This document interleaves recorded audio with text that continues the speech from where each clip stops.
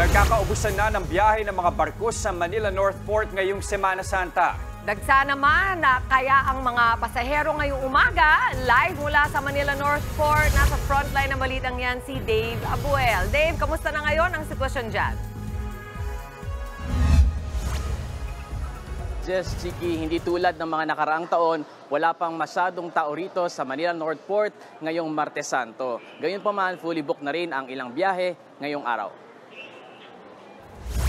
Babiyahe pa Tagbilaran si Najong. Ikinagulat din nilang walang masyadong tao sa terminal. Malayo sa sitwasyon nitong mga nakalipas na holiday na halos umapaw ang tao sa terminal. Si Jerlyn naman, nakasama ang 3 anak, babiyahe papuntang Cebu. Bukas pa dapat ang huling araw ng pasok ng mga anak niya, pero pina-advance niya na ang exam nila para makabiyahe ngayong araw. Sa ngayon, fully booked na ang biyaheng Bacolod, Iloilo at Cagayan de Oro ngayong araw. Sa mga babiyahe naman papuntang Cebu at Tagbilaran, may mga ticket pang available.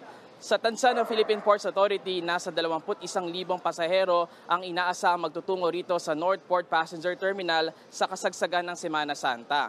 Papatakyan ng 3,000 pasahero kada araw. Miyerkules pa ng tanghali, posibleng dumagsa ang mga biyahero dahil karamihan sa kanila ay may pasok pa hanggang bukas. Paalala ng mga otoridad sa mga babiyahe ngayong Holy Week, mag-book na ng ticket bago pa man pumunta sa terminal. Jess, Chiki, pinalalahanan din ang mga pasahero na ugaling i-monitor ang update ng mga shipping line kaugnay ng kanilang mga biyahe. At siyempre, huwag magdala ng mga ipinagbabawal na gamit tulad ng armas at matutulis na bagay para walang aberya sa biyahe. Jess, Chiki. Alright, maraming salamat, Dave Abuel.